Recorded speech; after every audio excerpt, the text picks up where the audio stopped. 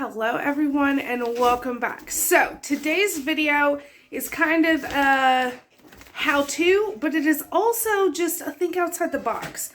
And just a reminder to those that already prep and already keep a well-stocked pantry. You may just forget some of the awesome things that you can do with your dried dairy. So say you wake up and you really want some lasagna or stuffed shells and you need ricotta and you're like, I don't have any milk, you don't have any cream, you don't have any buttermilk, you don't have cold, like you have nothing to make like an excellent batch of ricotta, and you also don't want to go to the store, but you have dried dairy. So today we're not even going to be using whole milk powder. We're going to be using a non-fat, instant dry milk, and we're going to make some ricotta. Now, I will start off by saying that this is not going to have the texture of a store-bought ricotta. Store-bought ricotta and homemade ricotta in general taste very different to me. Same with like homemade cottage cheeses. They're superior. They taste so much better. And it's just different because you don't have any of the extra stuff that a store-bought version would have. Is this going to take like a labor of love type ricotta? No. But it's honestly still delicious in its own right. So I can vouch that while you may taste it on its own and be like, this doesn't taste like ricotta, I promise you it's going to act just like ricotta, and it's going to be delicious, even if it's not what you think it, what you remember it being from a store. So, with that long-winded explanation aside, let's make some from the pantry. Okay, so I have a nice big pot, and we have our instant dry non-fat milk. If you can find like a whole milk, that's even better, but this will do in a pinch. So to make the entire bag, which is supposed to be a gallon, we'll need this, and then 15 cups of water. Okay, then get everything whisked up, and then we'll go ahead and get this right on the stove. Now, if you're using a non-instant dry milk, then you may have a waiting time, but this, I use it immediately after I get everything mixed together. Okay, so now this is going to go on the stove. I have a candy thermometer that we're going to be sticking in here. We want it to get to 200 degrees, so just below boiling, and then we'll take it off the heat and finish our food storage ricotta, essentially. So get this on here, 200 degrees Fahrenheit. If you don't have a candy thermometer, you want it to scald. So you want the scalding without it going past that step and actually coming to a boil. You want it just before the boil. Okay, so we are at, right at 200 degrees Fahrenheit.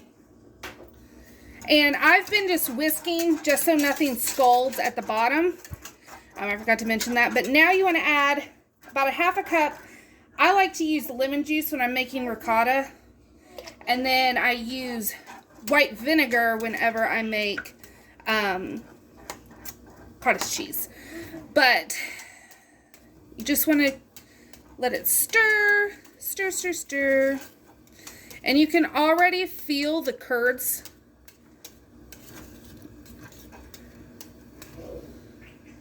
You can already see.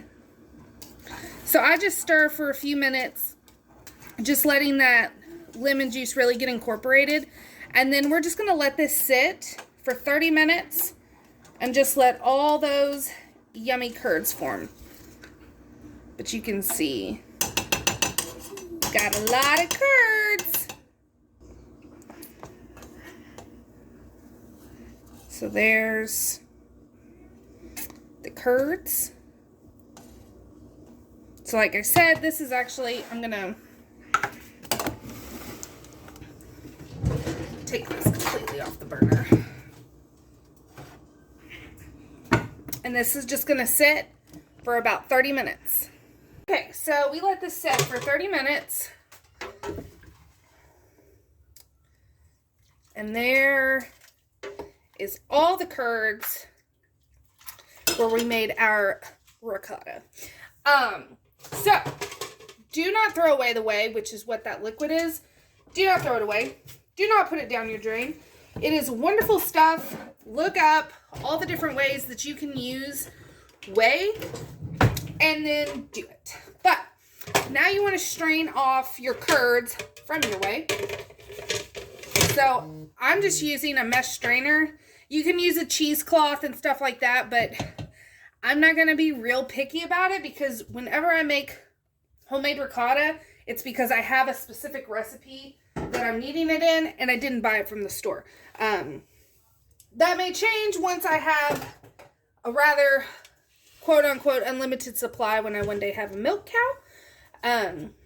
But for right now, this is how I do it. So, strain. Okay, so whey is in here. And then here is all of our curds. So now this is just going to rest in the mesh strainer for another 30 minutes or so, just to get some of the excess water. You can hear it. So I'm just going to let this do its thing. I'm going to start dinner, and then I will bring you back for how we finish off the ricotta. Okay, so I let all of it strain, and then I've just kind of gone through and fluffed it, broken up the cheese. Now, this is not going to be like the labor of love of making a homemade ricotta.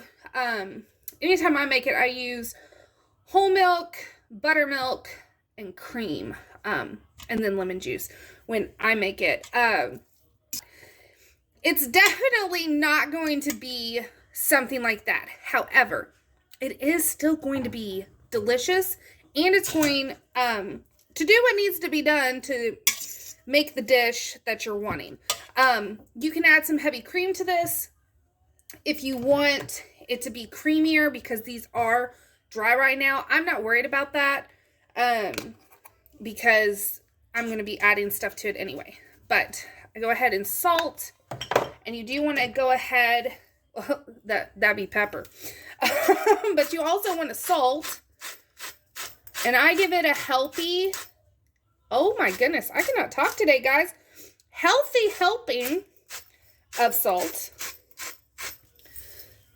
And then this, tonight is actually going to be going in lasagna.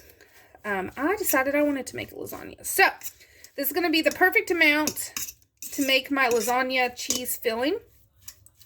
And again, I'm not worried about it being on the drier side because we're going to be adding stuff to it. But I will go ahead and give you the taste test. It's so good. Even though, like, you know, it's not like I said, a labor of love ricotta, it gets the job done. So if you're wanting to have stuff to make fancy cheeses, per se, but want it in your long-term storage, this is something you can think about.